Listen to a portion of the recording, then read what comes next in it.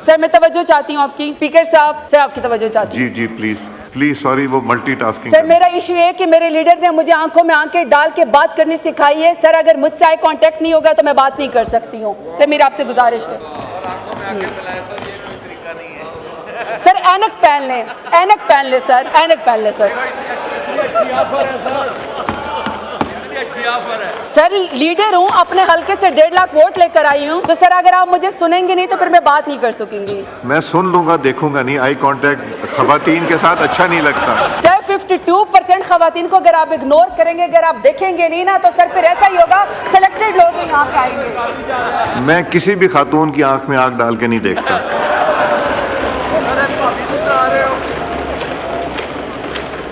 जरताज गुल साहिबा, आप ये फाइनेंस के ऊपर। जी बहुत शुक्रिया स्पीकर साहब।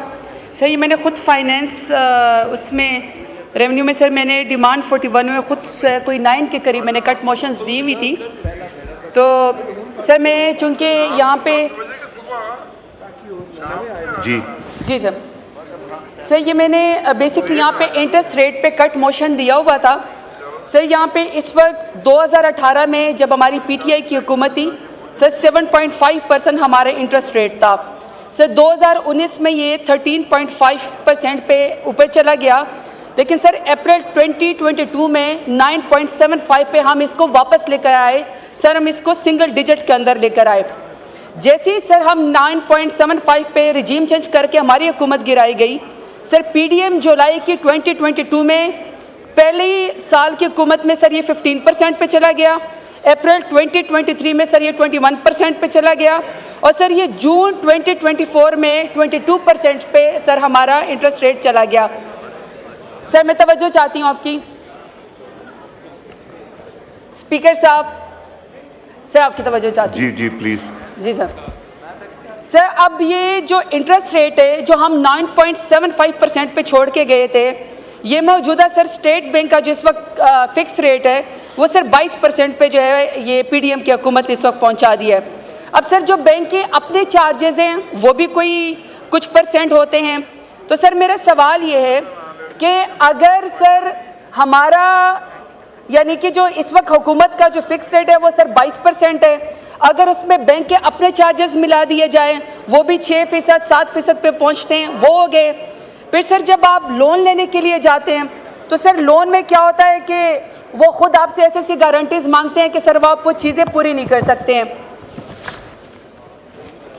प्लीज सॉरी वो मल्टीटास्किंग। सर मेरा इशू है कि मेरे लीडर ने मुझे आंखों में आंखें डाल के बात करनी सिखाई है। सर अगर मुझसे आई कांटेक्ट नहीं होगा तो मैं बात नहीं कर सकती हूँ। सर मेरी आपसे गुजारिश है। सर ऐनक पहन लें, ऐनक पहन ले सर, ऐनक पहन ले सर।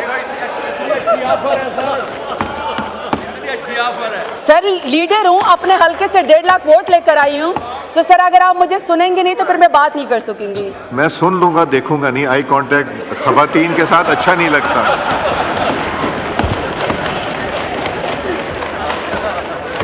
सर 52% खवातीन को अगर आप इग्नोर करेंगे, अगर आप देखेंगे नहीं ना, तो सर फिर ऐसा ही होगा, सिलेक्टेड लोग ही यहाँ पे आएंगे। मैं किसी भी खातून की आंख में आग डाल के नहीं देखता।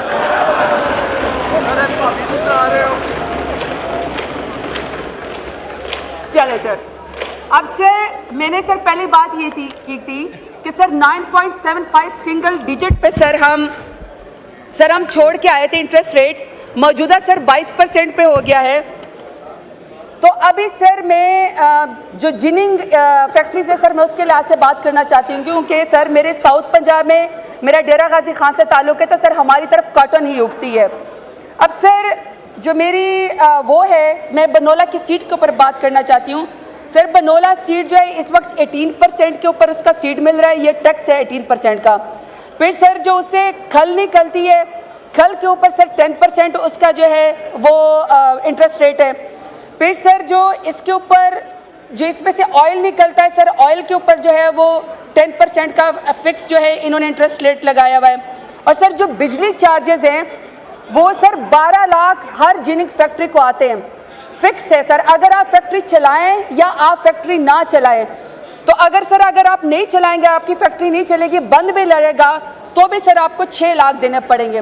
अब सर मैं सिर्फ इसलिए इस चीज़ के ऊपर बात कर रही हूँ कि हमारे साउथ पंजाब में चूँकि कॉटन उगती हैं, हमारी सारी सराय की ख़वातीन सर जो पर्दा कर दिए घरों से नहीं निकलती हैं, लेकिन कॉटन एक वाहिद फसल है सर, वो सारी ख़वातीन बाहर आती है, वो इसकी कॉटन की चुनाई करती हैं और सर पूरा साल में उनकी जेब में उस वक्त इंडिपेंडेंटली पैसे आते हैं जब वो ख़वातीन जो है वो पैसे बना सकती हैं।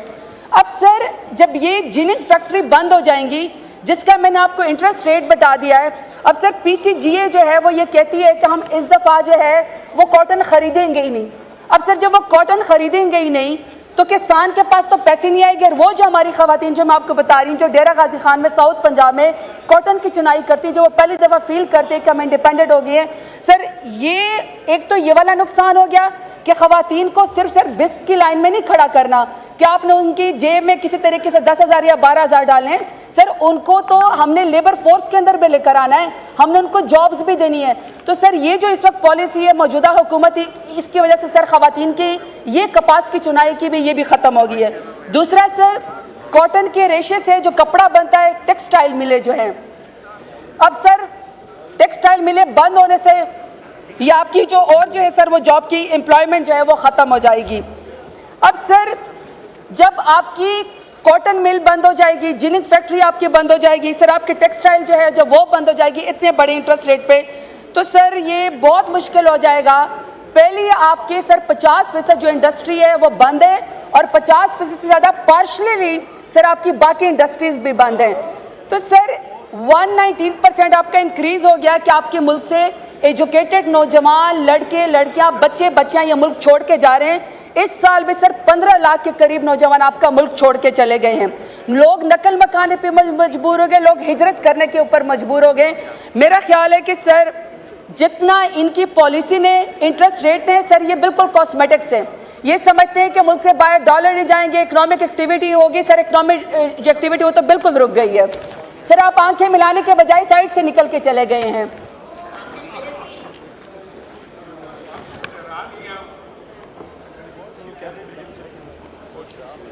डिप्टी स्पीकर साहब, मैं इनके इंटरेस्ट रेट पे बात कर रही थी सर, चूंकि ये कट मोशन है इसलिए मैं बिल्कुल इसके ऊपर मुख्तसर बात करना चाहती हूँ कि सर यहाँ पे फेटफ के लिए भी मैंने यहाँ पे कट मोशन दिया हुआ है कि पाकिस्तान से अरबों खरबों रुपए जो है वो मुल्क से बाहर जा रहे हैं और वो अरबों खरबों रुपए की जायदाद के अंदर दुबई लीक्स निकल आती है सर। 33 खरब की चंद खानदानों की, जिसमें मौजूदा हुकूमत भी शामिल है सर, उनकी जायदादें दुबई लीक्स के अंदर आ गई हैं। अभी तक सर हमें ये नहीं बताया गया कि दुबई लीक्स में जो ख़ानदान है उनके बारे में पाकिस्तान ने क्या जो है फेटफ के कवानीन के तहत कोई चीज़ सर इन्वेस्टिगेट की है।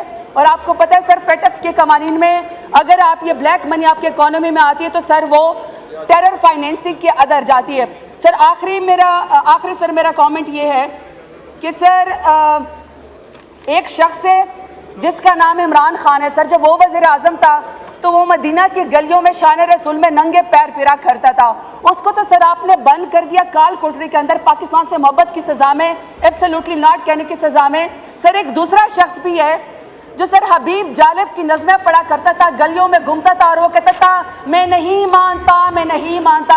अब पता चला है वो सब कुछ मानता है, सब कुछ मानता है सर। किन की मानता है सर, हमें वो बता दें। शुक्रिया सर।